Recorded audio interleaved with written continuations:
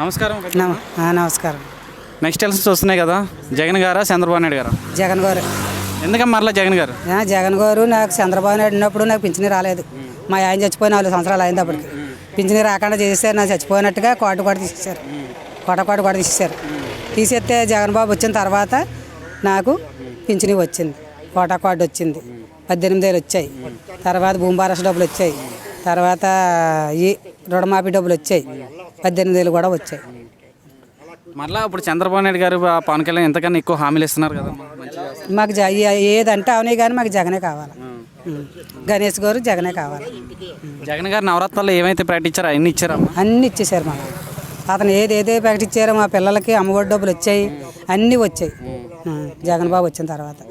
మరి ఇంతకుముందు ప్రభుత్వాలు చూసుకుంటే ఈ ప్రభుత్వాలకు తేడా? ఇంకా అలాంటివి ఏమీ రాలేదు. అప్పుడు ఏదో 10,000 అని అన్నాడు కానీ ఆ బ్యాంకులోనే పోనాయి కానీ మనం ఎప్పుడు రూపాయి తీసుకొని తిన్నది. అన్ని పథకాలు వచ్చాయి మాకు. ఈ పథకాలు ఊర్లు ఏమైతే ఇస్తున్నారో అవన్నీ అందరికి పేద ప్రజలకు అందరికి ఇస్తున్నారు అమ్మ? పార్టీలు చూసేస్తున్నారు. కోట రైస్ ఇస్తున్నారు.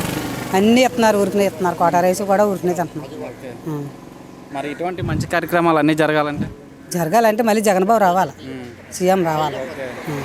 మరి పవన్ కళ్యాణ్ మోడీ చంద్రబాబు నాయుడు కలిసారు కదమ్మా? మాకు ఇంకా అలాంటివి ఏం లేవు. మాకు జగన్ బాబే రావాలి. మీరు జగన్ బాబే రావాలి.